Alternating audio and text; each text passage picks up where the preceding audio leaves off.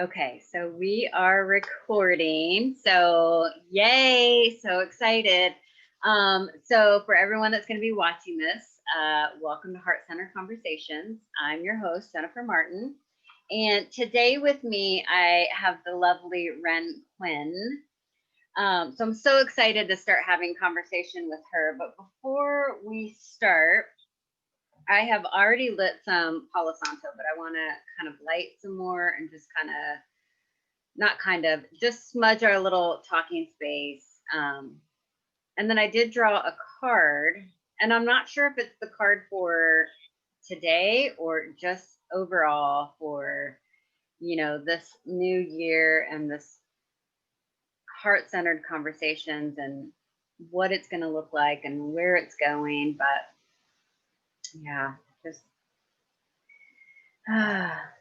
smudging this my space for sure. I'm sure you've already smudged yours. Yep, smudge it all out. Smudge it out. So I chose this card. It's the World card. And it's from the Roots and Wings Oracle deck. It's a new deck that I got from Kat Riles. And this little World card, I'll just read what she has on here. What it means for her interpretation is marks the end of one journey and the beginning of a new one. Like our rotation around the sun, a new day dawning, new hope rising. So what a great card for our first conversation. So, okay. I'm so glad that you're here. I'm so excited to talk to you. Yeah. And I'm so excited to share you with everyone. And I know for sure that you have probably lots of people that you have worked with and people who follow you. I mean, that's how I found you, is from a friend who is here in my hometown in Emporia, who like tagged you or shared one of your posts, and I saw it and I was like, that sounds freaking amazing. And so that's I then started looking at all your stuff and I was like, I am ready to do this work. So in starting that out, why don't you just tell us who you are, what you do, and then we'll go from there. Sure. My name is Wren. I live in Kansas City, and so for the last couple years, I've been focusing on somatic practicing. And so what that means is it's basically just a way of resolving the cycles of trauma that we get stuck in. And I mean, that's just a really surface, definition. There's so much that goes into it. That's a really surface explanation. But it's also based just on the idea of your body having a story to tell and just offering an honest space for your body to be listened to. My background is in yoga therapy. And so when I was in yoga therapy, and even before that, I was in school to do physical therapy. And so in physical therapy, it was very much just focused on the body and different injuries and the musculature and the skeletal system. And I wanted a little bit more of a holistic approach. So then I went into yoga therapy, which offered just like a little bit more, but not quite enough for what I feel like is the true scope of the full scope of healing from a traumatic experience. And especially when we have traumatic experience like layered on top of traumatic experience for years, it impacts all of us. It impacts our mental being, it impacts our emotional being and our spiritual being and our physical being.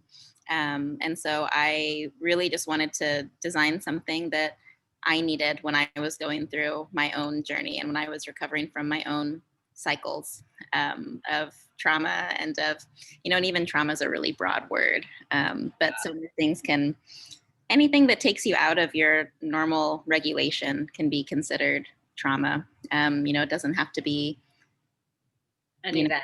A huge, like an earthquake or, right. Something like that. But yeah, so for me, I knew that I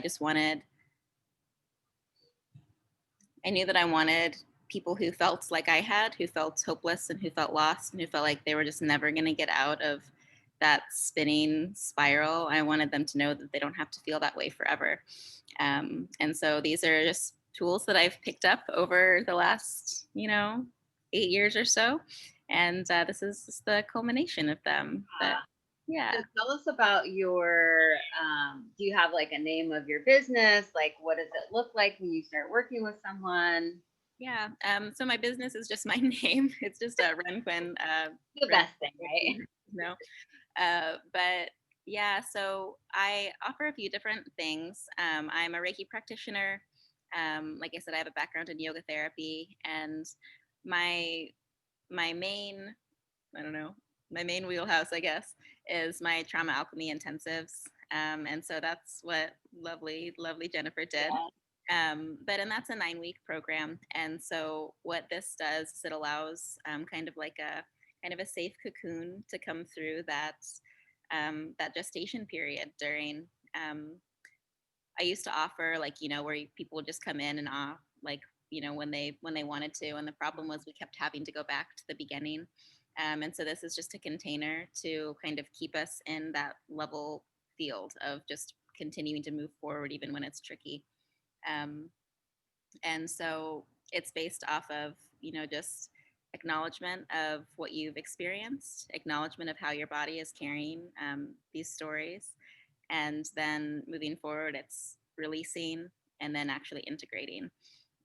So we go through body, we'll do breath works, we do physical movements. If the client is comfortable, I like to incorporate tarot and other different creationary methods that just kind of integrate the healing in our brain in a little bit of a different way, as well as Reiki and energy work and talking. Of course, we spend a lot of the sessions just talking, but it's a way that goes a little bit beyond talk therapy. And talk therapy is so important. I feel like everybody should have a talk therapist, but a way that your body can actually have its experience shared and its experience honored. And a lot of times, talk therapy can eschew that portion of what we've been through. We look but there's only so much that our cognitive thinking brain can work towards. So yeah. And I think that one of the biggest things that drew me to you was that we have so many things in common because I do a lot of the same things. And just for me, I knew that I'm always stuck in the learning. And, I'm a coach, I do Reiki, I'm a yoga, doing yoga. I provide all those things also. But when I get in oh, this is great, we need to learn more of this, I start doing it for myself, but not for myself. Like I do it to learn. And so I knew that I needed to do some deep healing. And I knew as soon as I found you, I was like, oh shit, like, this is, and it was almost like, it was like a door for me. It was like, are you willing to step through this door? Because I've provided the person for you. Like every, because you look at different therapists, and I feel the same. Like everyone should have a therapist. But I knew for me, knowing the things that I know about the body, about trauma, about all of those things, that I have and had some emotional blockage in lots of areas of my body. And I know this because I did, a couple trainings this summer. So as release, different types of release classes that are supposed to help you release. That's what they're intended for. But I didn't release anything. So I'm like, okay, like I know I'm holding this shit in my body. Like I teach this stuff. I share with people, how to self-regulate and how to use breath and all of those things. But I knew that it was time, and I knew that I'd found someone that was going to help me kind of start moving through that process. So I found you, and I must say, and I tell people this all the time, like for me to be on the other end of it, like I really did make a commitment to myself to step through and be fully in, and do everything that you asked me to do, and really just allow someone else to help me step into the space instead of me trying to help myself, which Yeah. I'm And also a firm believer that, that too. It's like, I have to have my own practitioners too. Otherwise, like as a practitioner, you can hit a block of just like, I know what I'm supposed to do, but sometimes you just need a little bit of a shepherding, to kind of yeah, throw you into the next thing. And you definitely need a little shepherding because, like I was saying, I am a firm believer in you are your own healer. Like you are your own, but you need someone to kind of like tell me more about that. Because there was a lot of things that we did. And one of the things that you did with me was my timeline. Mhm.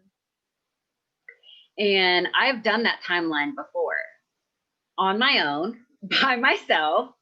But when you and I did it together, it was you kind of were able to see things and you said a couple things and I was like, wow, like yeah.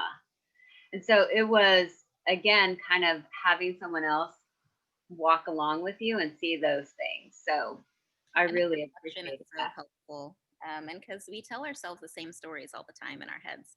And so we get so like numbed, I think, to hearing these same stories over and over that then to say it to another person is, I mean, I'm sure everybody's experienced this, but like you say something to someone else, and all of a sudden you have that clarity of like, oh, this is how that sounds. And even with all of this, there are so many different ways to release things or to cope with things. But I think that like we need all of these coping tools, but we also need just an area to be able to facilitate a resolution. And that's what so much of us, I think, are craving that we have a difficult time actually receiving. Oh yeah. Because and actually, if anybody goes to my Instagram, I did a whole video on this, but there's a part in our brain that allows us to resolve past traumas in the present.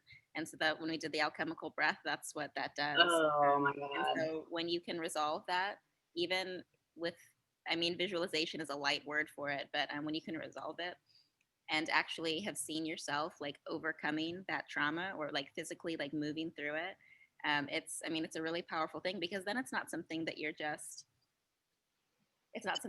coping with. Then it's something that you've actually been able to move through and move past, and then it can actually be something that is in your past instead of continuing to cause these infractions in your present.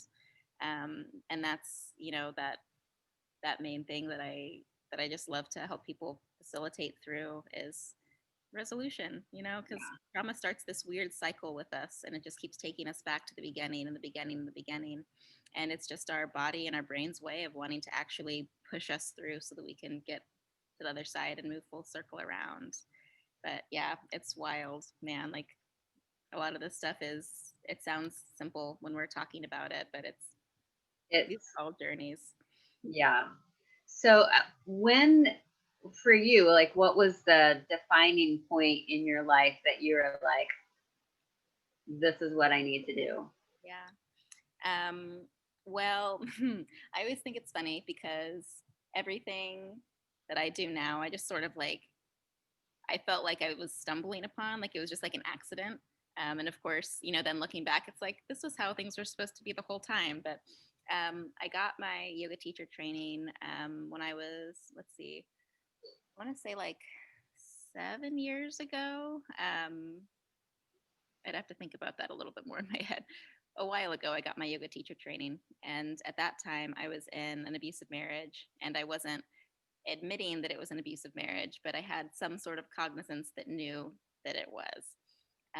And so I literally just like Googled like yoga teacher training and my zip code. And the woman that I found is just this amazing, dynamic, yoga teacher who has a trauma informed background. And so I did her teacher training, and she talked a little bit about her own story of dealing with domestic violence and emerging from that. And that really just like I'd never actually met somebody else who had been in a domestic violence situation or had been in an abusive marriage. And so that just kind of like started getting like the wheels in my brain turning a little bit. And that was the first big thing that allowed me to realize that I was in an abusive marriage. Um, but it still took me a few years to actually, like admit that that was happening and that I needed to leave. And so I really started researching more about trauma because my ex-husband he had been in the military. And so he had, I felt still at the time that his actions were based on responses to PTSD. And so I wanted to learn more about it so I could figure out more about why he did the things that he did, and why he was, kind of evolving into the person that he was becoming. And as I was doing that research, it was kind of like, oh shit, I think I have PTSD. And so then once I had that more figured, then I started, when we got divorced, I started going to therapy and talking about these things. And then I realized that, I'd been dealing with these symptoms for years. I was married for almost 8 years. So that's, wild. So I went back to my same teacher who did a special trauma informed training. And that was my first training specifically for trauma recovery and trauma resiliency. And so after that, it was just kind of like snowball effect. And like I said, I wanted to go and I wanted to be a physical therapist, because I wanted to, find ways. I did the alchemical breath with my first teacher, and that's what I call it, is the alchemical breath, but there are a lot of different names for it. Biodynamic breath is another thing that it's kind of commonly labeled as, but I did that first, releasing breath work, and resolving breath work there. And it was just like blew my mind wide open. And I was like, Mind oh, blowing. like I have to Mind share this. blowing. Mind blown. And I didn't even know Blown, people. she was just like, we're going to do a 30-minute breath work. And I was like, okay, no big deal. And then Yoga teacher, I know how to breathe. oh my gosh. It was crazy. But that was my first experience, that moment of when I did the breath work the first time myself, um, is I went back to, not everybody goes back to a specific memory, but I went back to a specific memory when I was just being like really oppressed and restrained. And in my mind, I was able to go back and save myself, which at the time I wasn't able to do. And I remember just like my eyes opening and not having the fear surrounding that memory, because I'd had that memory that I had gone back to for years, and it was like I could remember it, but I didn't have the same like suffocating, like I'm going to have a panic attack feeling thinking about it. It was just like, huh, I remember that happened. And that was the first time I had the realization that there was a possibility of recovery and just of not being encapsulated by those crippling, ooh, responses and reactions. Um, so yeah, that was really what set me going forward on this path. Um, I came to Reiki. I haven't been practicing Reiki for quite as long. This is probably my third year practicing Reiki. But that was really revolutionary too, because I had been learning about, like I said, our musculature and our skeletal system, but I hadn't been learning about the energies that bind all of those together. And so then coming to that too, it was like that final ribbon that ties it all together. And I was like, oh my gosh. So yeah, it's been a cool journey. It's been sometimes wild and sometimes subtle, but it always brings me just like one step closer to my centered self and knowing where I need to be. Yeah. So how long have you had your business where you're doing this 9-week? This was my second year. Yeah. So that means I'm getting ready to start my 8th cycle of it. Nice. So And what's the biggest thing that you've learned, like walking people through this process?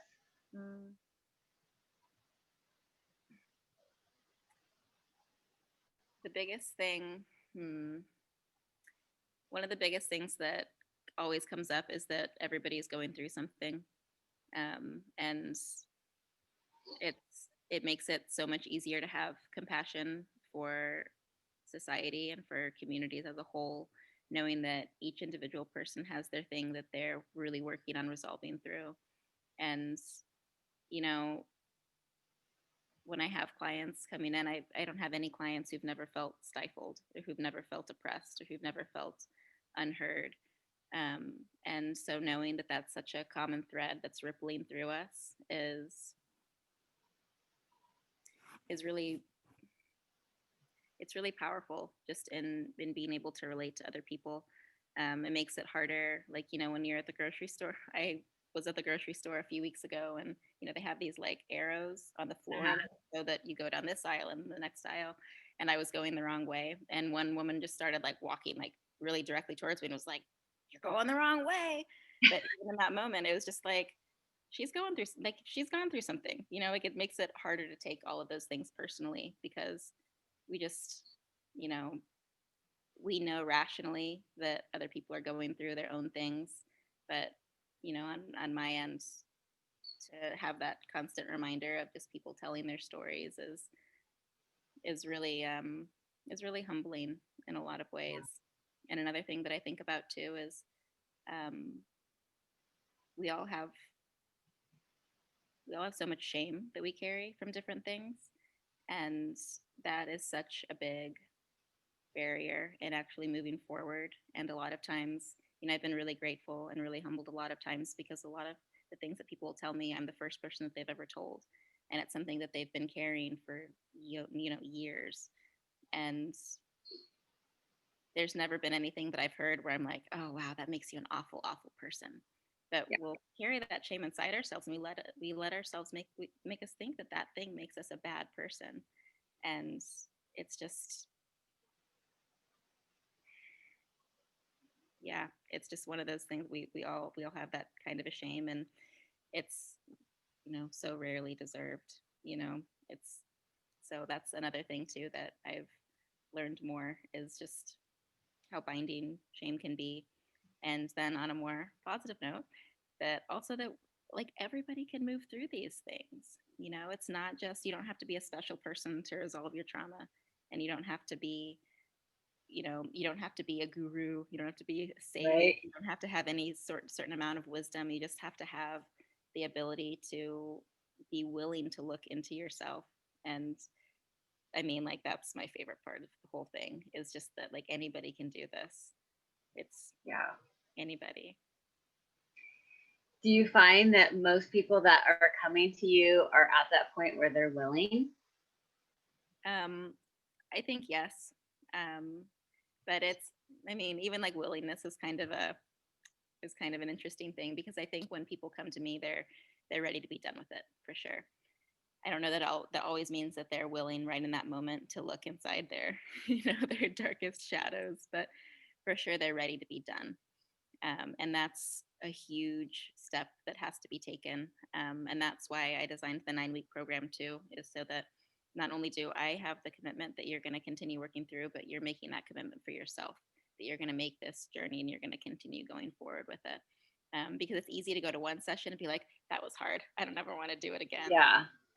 But then it's just, it's as cliche as it is, it's just like hiking up a mountain. Like, even when you don't know where you are, you have to keep going up, even when it's hard, and even when it's grueling, you got to get up to the top. But yeah, I think the willingness to actually see self comes, and it takes a couple weeks to actually get there, because I also have to earn the trust of allowing you to, see that self with me. Yeah. But yeah, I think that defining step of coming to my sessions is, I'm done. I don't want to do that anymore. I don't want to feel this way anymore. I need something new. And Yeah. I think I find that also with people, but a lot of times I'll hear, I've tried everything.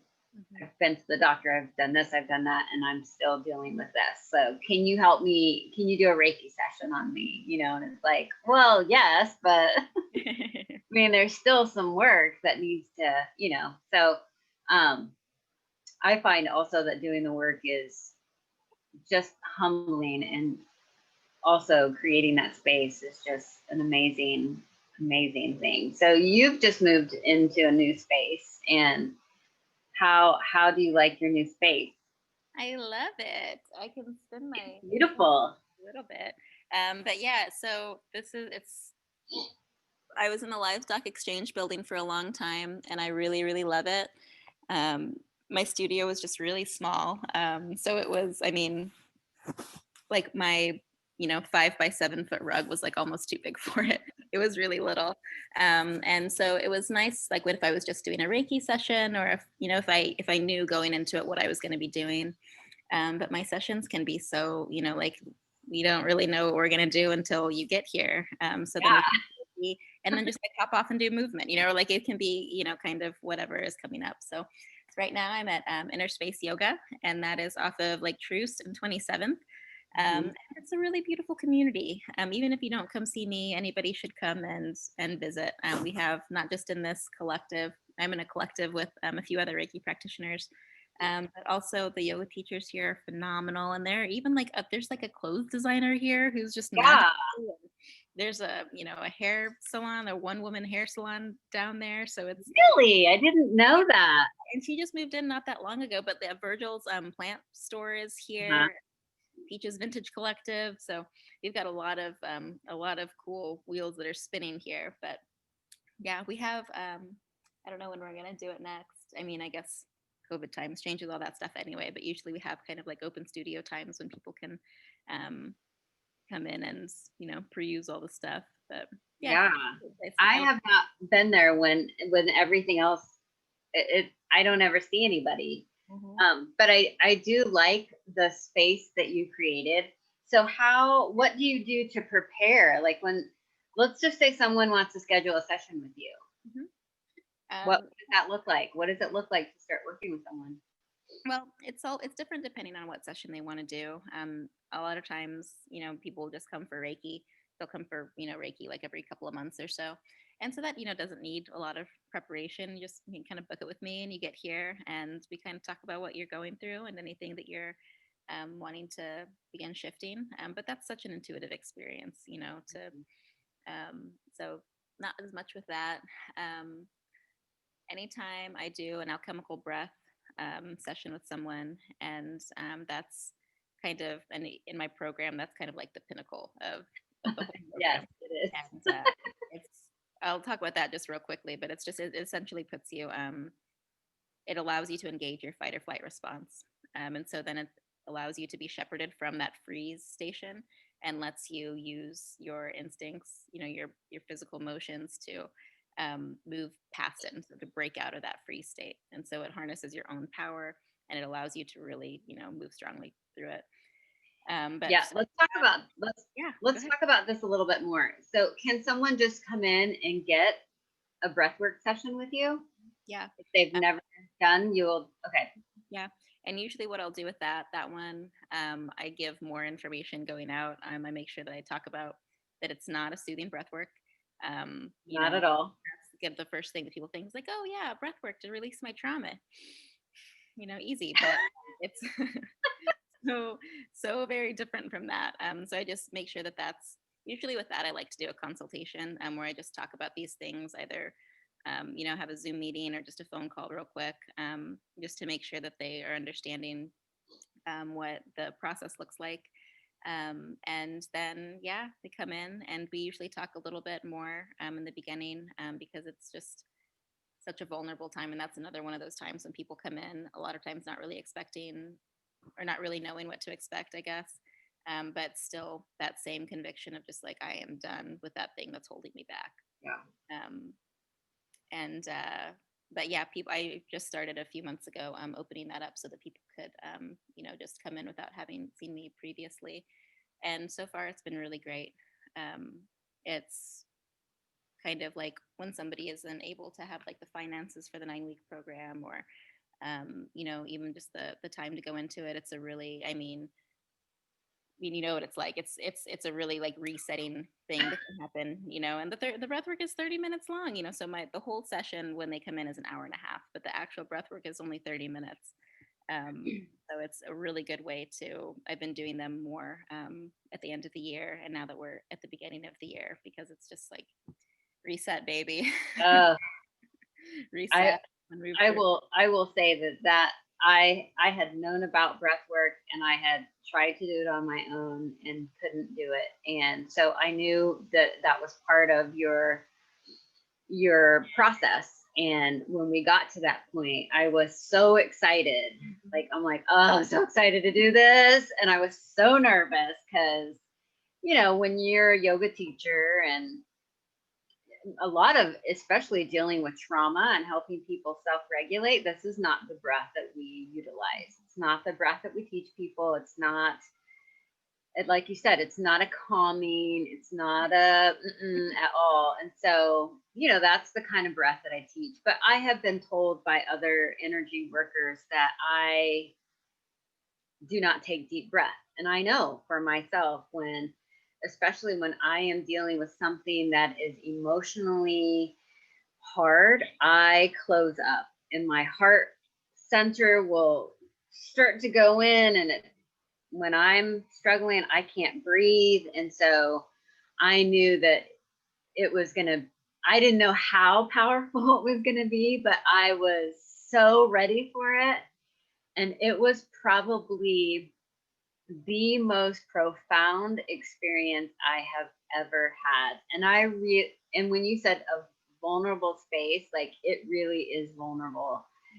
But I went into it like I don't give a shit what I look like or what happens. Like I trust Wren to the point that I'm just gonna whatever. I don't know. I don't know what's gonna happen, but I trust her to hold the space for me. And I trust that space to be as vulnerable as I need to, because yeah, I knew that I was hoping, I didn't know for sure, but I was hoping it was something that was just gonna propel me over something that and it was so amazing. It was so amazing that I'm like, this is what I want. I want to do breath work. Like and I start training in February. So, and I keep telling everyone, like, you have got to go to someone, like, you've got to do this. Like, and a lot of people that I've talked to are, people that have worked with me before, or like my really close girlfriends, and, who one of them is a yoga instructor. And I kind of showed her the breath and she was like, I know. nope. Well, No. Good. It's like I had posted a video about it where I like demonstrated what it looks like. Uh-huh. And I had a bunch of people comment and say, "Whoa, that looks uncomfortable." And it's like it really is.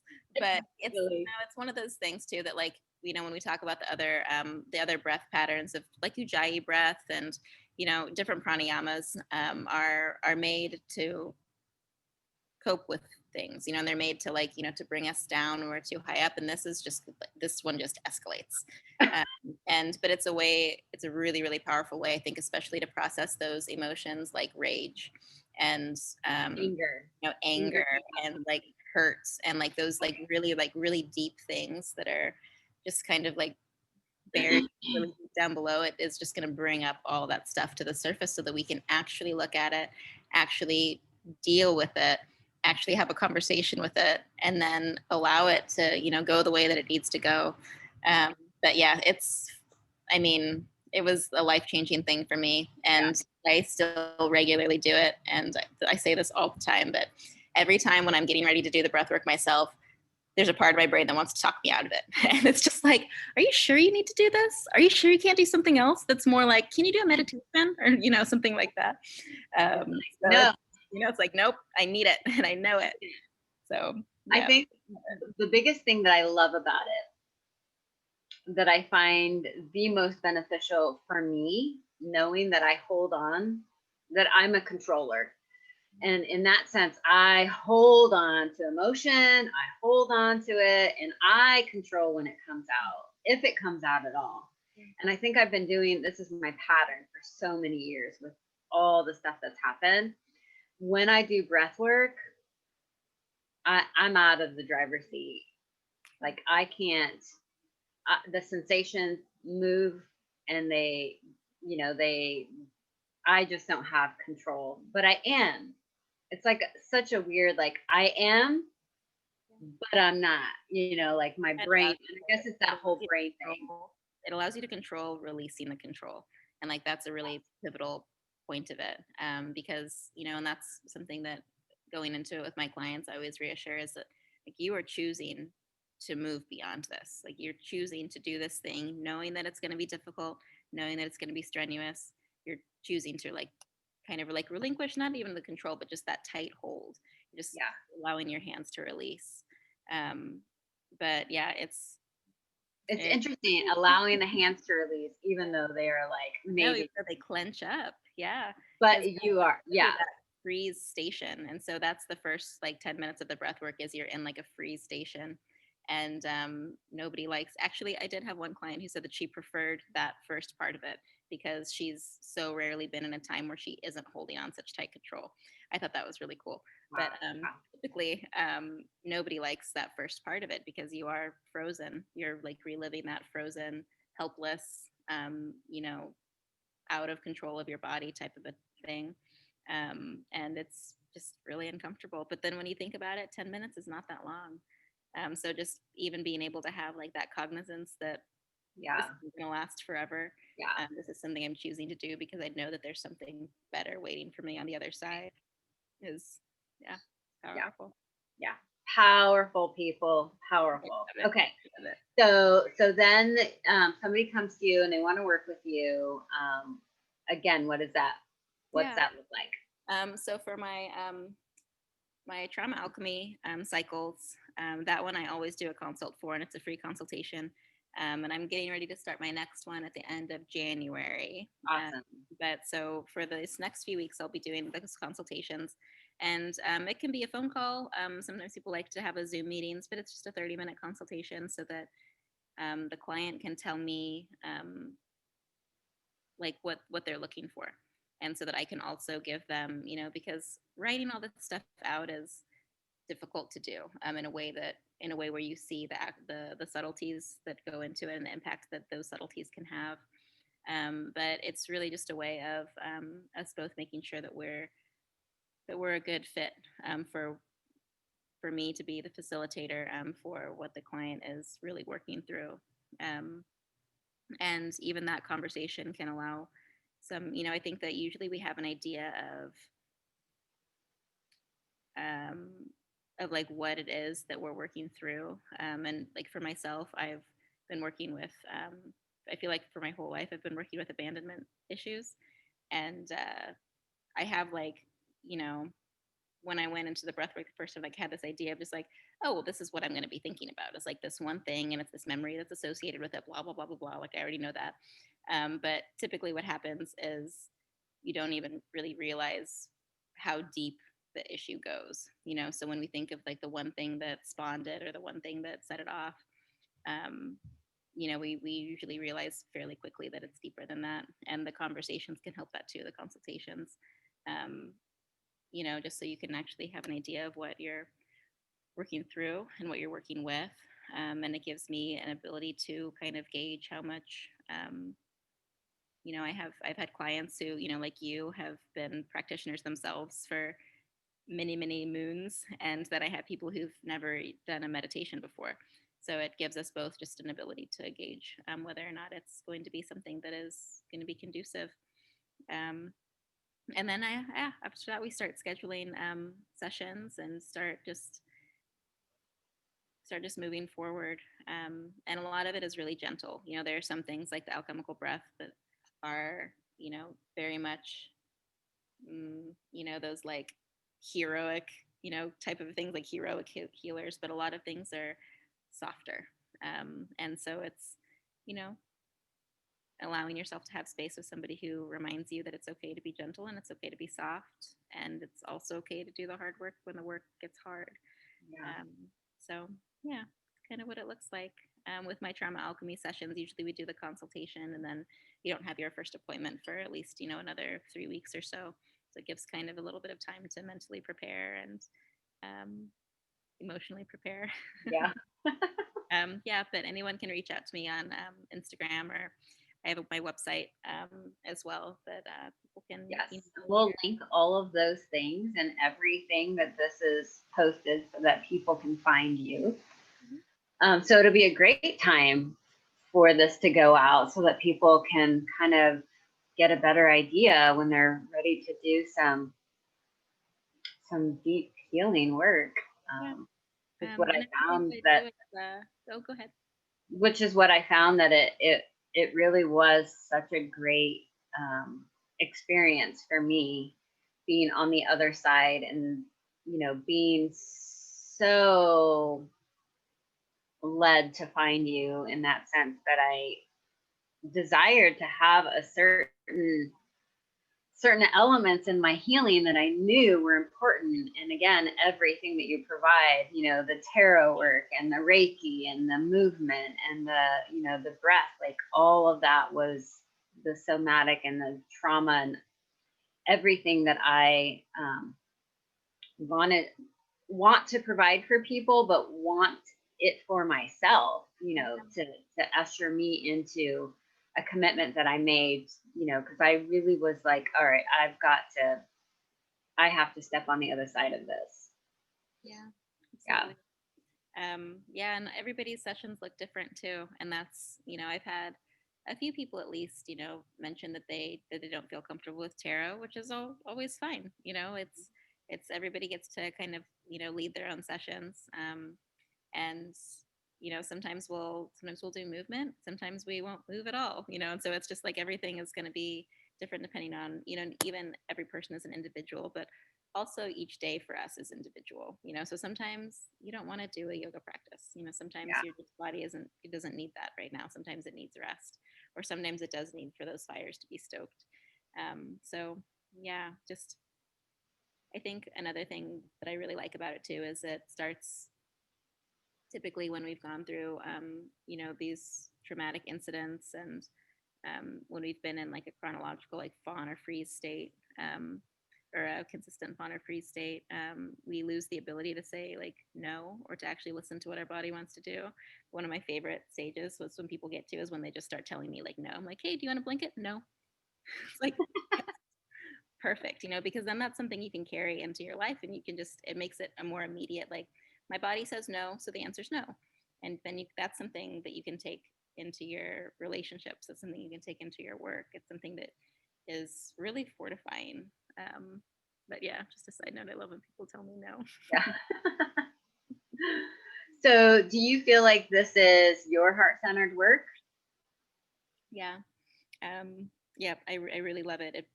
I love it enough that it doesn't feel like work when I do it. And it's something that it's something I would want to do, like, even if I wasn't getting paid to do it. I love that I get paid to do it. It feels just like this huge privilege. But yeah, this feels like something that was just stated in the depths of my heart for, as long as I've been living. And now it has this place to exist. And I'm really grateful for that. And I do virtual sessions too. And with my trauma alchemy, typically I have people come in for the most part. But the alchemical breath, especially, can be done virtually really easy. And so that's another good thing to keep in mind, especially, for like you who's so far away. And, even like when the weather gets bad, it's easy to Yeah, say, like, oh, well, we'll just do it. We'll just do it on Zoom this time, or, something like that. But I do think that there's a lot of power to having in-person sessions. And definitely. during COVID, it's a little bit different. We still have, we sanitize things, and we still, wear masks when we're, in the common areas and stuff. But yeah, it's really great. So one of the other things that I really appreciate about you, and you just kind of mentioned it, is your exchange of energy. Like you are a pay what you can practitioner. Yeah. How did you decide?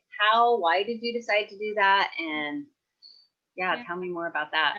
Yeah, that for me felt really crucial, and it was something that I grew up, without having. My parents were never wealthy, but we also weren't, like, starving for things. But I have just always had that awareness that most things are too much money, and like that just seems like a common refrain. It's just like, well, that's too much, I can't afford that, or that's too much, I can't afford that. And I, when I was getting divorced, and when I was trying to find like my own therapist, my own things, like I couldn't find any. I was just at that point I was a single mom. I didn't get any like alimony or anything like that. And even then I'd been a stay-at-home mom for, my kids' whole lives. So then all of a sudden it was just like I was this like newly single mom who hadn't had a real job in years, and it was like I couldn't afford anything. And the counselor that I used at that time was, she was a like not interning, but she wasn't like a, so anyway, so her sessions were reduced. And it was just like, man, it would be nice if this was affordable. And when I was going through my yoga therapy training, we had, a whole, seminar on like how much we should charge for things. And I mentioned that I really would like for people just to pay what they can, and they laughed at me. And it was just like, you know, I wanted, that's what I want to do though. I can't, and I didn't actually intend to do it indefinitely. I meant to just do it like for a little while people are, kind of moving through stuff. And it was like, this feels right. And so some people pay me, less than what a normal fee would be, and some people pay me way more. So it always ends up working out, and everybody's budgets are different. And I've never had anybody take advantage of it. I'm really grateful for that too. And I have a teacher who refers to it not as pay what you can, but as collaboratively priced. And that model really, really resonates with me, because then it's not coming from a place of like where I'm offering you charity. It comes from a place of like, we're deciding together that this is an honest, accessible exchange. And that's what works for both of us. And I can honestly say that, I've never had anybody offer me too little. It's just, if you need a session for $25, then you need a session for $25. What did you call it? A collaborative? Yeah, she calls it collaboratively priced. Collaboratively. Yeah, I like that. So that's the model that I've undertaken. It's a little more empowering. Yeah, I like that. You can. We'll have to talk more about that at my next session. We had a yoga studio here. We closed it, but my wife was very adamant so I had a yoga studio, and then we closed when we got married, and then we really wanted to offer yoga again, and more of a trauma-informed yoga. And when we opened that, she was very adamant with like, I want this to be donation based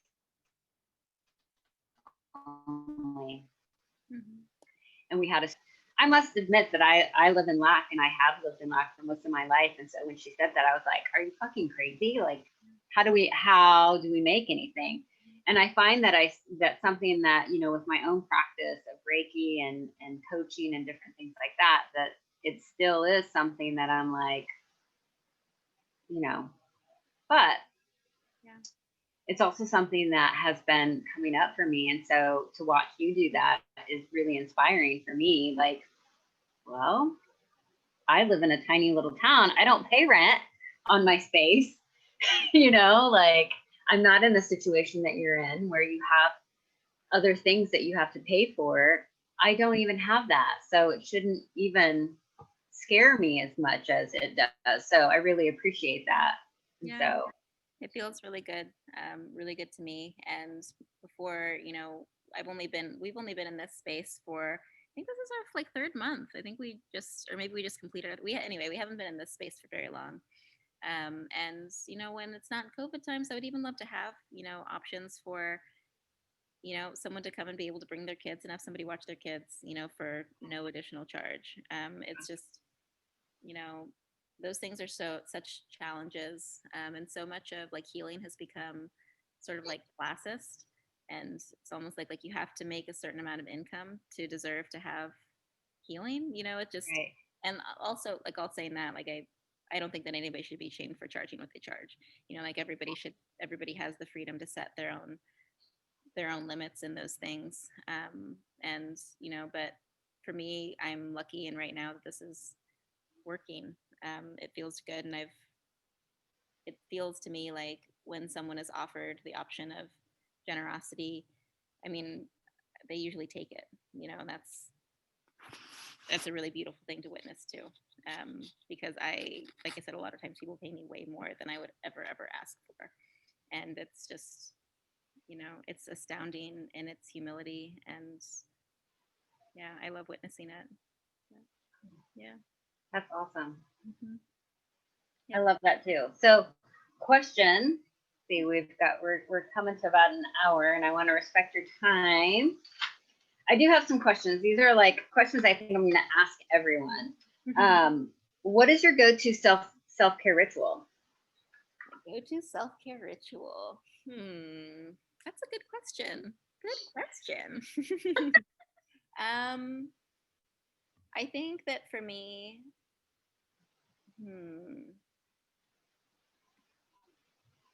So I also went through an herbalism program. I was Um, gonna say, that's a pretty integral part of me.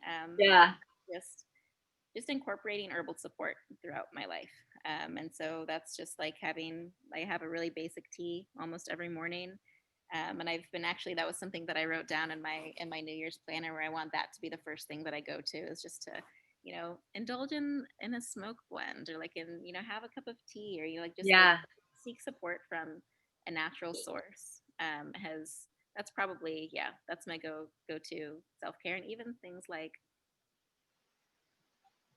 I have a friend who makes like just my favorite soaps, So even just like washing my face with one of her soaps, she uses all these amazing natural products, and it just feels good. But yeah, so having that support from natural sources, um, and yeah, that's probably my favorite. Also, like just exfoliating is something that I do a lot if I feel like if I feel like I'm just not myself, just like taking a shower and like exfoliating with a washcloth real quick and just kind of sloughing off old skin is helpful too. But yeah, I like that. I yeah. like that. What is the biggest lesson you've learned in 2020? Coming at me with those hard hitters. What's I learned? Um, so many things. I think, like so many other people, this has been a really important year to really, really delve into inner self. And Mm, so I think that I've been learning more about fortification of centered self, and of ways of actually noticing my body, my own body's yes and no's. Um, and I think that I have a tendency to um, sort of like temper my response to something based on what I think the other person needs, and not in my sessions, but with my partner and with my family, and so it was a really good year to be reminded of myself that it's like, actually, I need to speak honestly from my own heart without tempering and without needing to be a reflection. So yeah, just yeah, coming more deeply into myself and listening to my own inner knowing first, has been really nice, and that's something that I think I'm going to be able to keep carrying with me. yeah. Um, yeah, yeah, that's what I learned. Okay. So last question. Do you have like one word for 2021 that is yours? Like, your intention or your one word? My one word. I think my one word is, I was thinking about this a couple days ago when I was writing down my intention. Yeah. I feel like my word is just intention. I want to be able to move with intention, and I want to, like when I'm deciding my meals for the week, I want to make my meals with intention. I want there to be just, I want the things that I do to have reasons, and I want them to be things that are supportive for myself. So my intention for 2021 is intention. I want to speak with intention, Perfect. hear with intention, and Yeah. I want the things that I do to be intentional, and not just, um, you know, flying by the seat of my pants, which is also something that I've done for, a large part of my life. But yeah, it feels good. And even like when I think about, having a cup of tea, it's like having the intention of, well, what do I actually need right now? Like, do I need to be grounded? Do I need to be more uplifted? And then choosing with intention, instead of just like, oh, this one seems fine, or, like whatever. And sometimes that's helpful too. But um, yeah, I want to be more intentional. Cool. I Mhm. like that. Yeah. Well, thank you, Wren, for being my first guest on this heart-centered conversations, heart-centered podcast that will be on YouTube and Facebook. And I'll post all the places where people can find you so that they can contact you. And people, like when you're ready for deep healing, like Wren is a great person to connect with and walk through that process with you. So thank you again for being my first guest. Yeah. Thank you so much. That was wonderful. Thank you so much for having me. You have a Thank great rest you. of your day, and I'll see you again soon. Um,